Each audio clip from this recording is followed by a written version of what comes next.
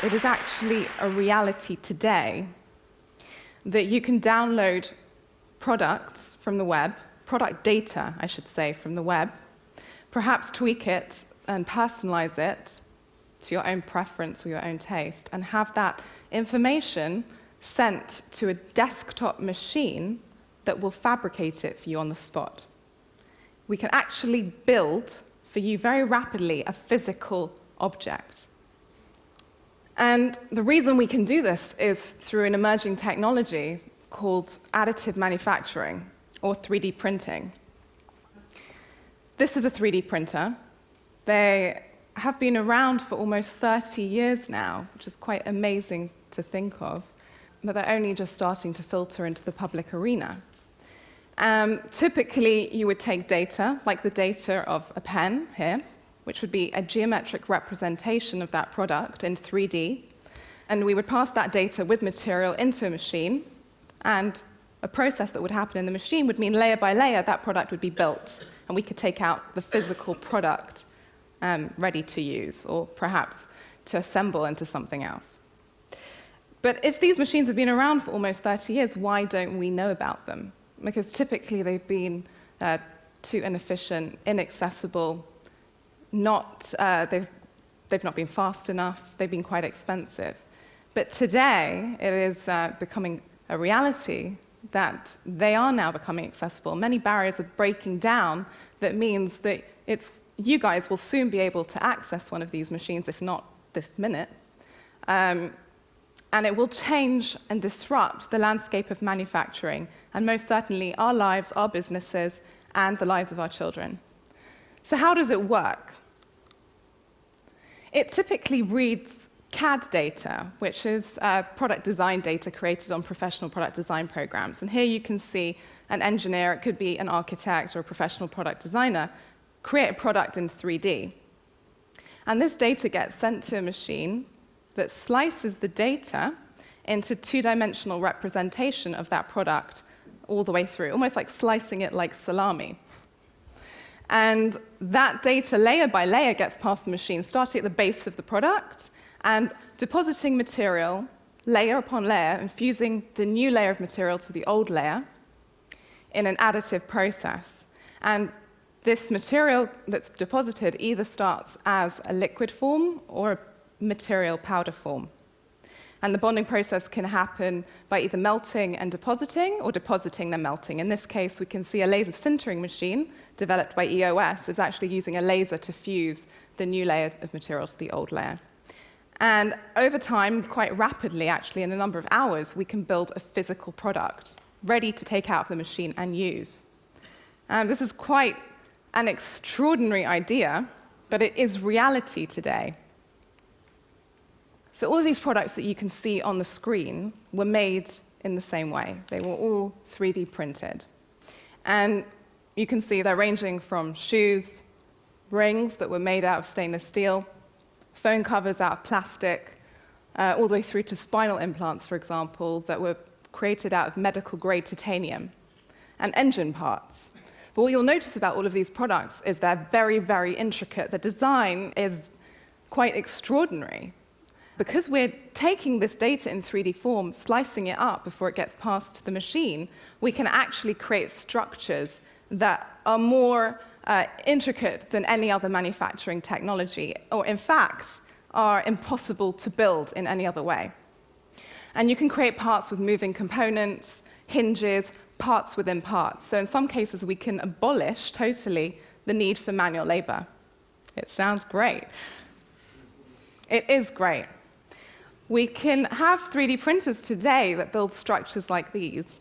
Well, this is almost 3 meters high. And this was built by depositing artificial sandstone, layer upon layer, in layers of about 5 millimeters to 10 millimeters in thickness, slowly growing this structure. This was created by an architectural firm called Shiro, and you can actually walk into it. And on the other end of the spectrum, this is a microstructure. It's created depositing layers of about 4 microns. So really, the resolution is quite incredible. The detail that you can get today is quite amazing. So who's using it? Typically, because we can create products very rapidly, it's been used by product designers or anyone who wanted to prototype a product and very quickly create or reiterate a design.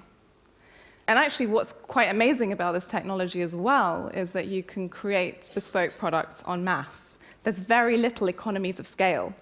So you can now create one-offs very easily. Architects, for example, who want to create prototypes of buildings.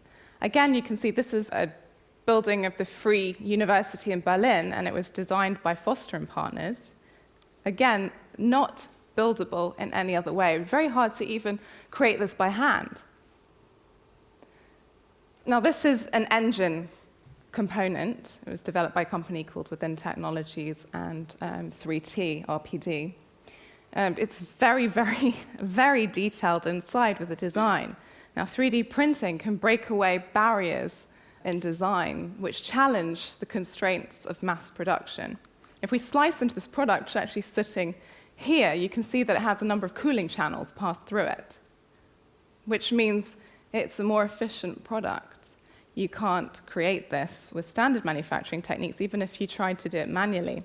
It's more efficient because we can now create all these cavities within the object that cool fluid, and it's used by aerospace, automotive. It's a lighter part, and it uses less material waste. So its overall performance and efficiency just exceeds standard mass-produced products. And then taking this idea of creating a very detailed structure, we can apply it to honeycomb structures and use them within implants. Typically, an implant is more effective within the body if it's more porous, because our body tissue will grow into it. There's a lower chance of rejection. But it's very hard to create that in standard ways. With 3D printing, we're seeing today that we can create much better implants. And in fact, because we can create bespoke products en masse, one-offs, we can create implants that are specific to individuals. So as you can see, this technology and the quality of what comes out of the machines is fantastic, and we're starting to see it being used for final end products. And in fact, as the detail is improving, the quality is improving, the price of the machines are falling, and they're becoming quicker. They're also now small enough to sit on our desktop. You can buy a machine today for about $300 that you can create yourself, which is quite incredible. But then it begs the question, why don't we all have one in our home? Because simply, most of us here today don't know how to create the data that a 3D printer reads. If I gave you a 3D printer, you wouldn't know how to direct it to make what you wanted to. But there are more and more technology, software, and processes today that are breaking down those barriers. And I believe we're at a tipping point where this is now something that we can't avoid. This technology is really going to disrupt the landscape of manufacturing and, I believe, cause a revolution in manufacturing. So today, you can download products from the web, anything that you would have on your desktop, like pens, whistles, lemon squeezers. You can use software like Google SketchUp to create products from scratch very easily. 3D printing can be also used to download spare parts from the web. So imagine you have, say, a Hoover in your home and it has broken down. You need a spare part, but you realize that that Hoover's been discontinued. Can you imagine going online, this is a reality, and finding that spare part from a database of geometries of that discontinued product and downloading that information, that data, and having the product made for you at home, ready to use, on your demand? And in fact, because we can create spare parts, we're seeing that machines are quite literally making themselves. You're having machines fabricate themselves. These are parts of a RepRap machine, which is a type of desktop printer. But what interests my company the most is the fact that you can create individual, unique products en masse. There's no need to do a run of thousands of millions or send that product to be injection molded in China. You can just make it physically on the spot. Which means that we can now present to the public the next generation of customization. This is something that is now possible today, that you can direct personally how you want your products to look. We're all familiar with the idea of customization or personalization. Brands like Nike are doing it. It's all over the web. In fact, every major household name is allowing you to interact with their products in a daily basis, all the way from smart cars to Prada to Ray-Ban, for example. But this is not really mass customization. It's known as variant production, variations of the same product. What you could do is really influence your product now and shape, manipulate your product. I'm not sure about you guys, but I've had experiences when I've walked into a store and I've known exactly what I wanted. And I've searched everywhere for that perfect lamp that I know where it wants to sit in my house, and I just can't find the right thing, or that perfect piece of jewelry, or as a gift, or for myself. Imagine that you can now engage with a brand and interact so that you can pass your personal attributes to the products that you're about to buy.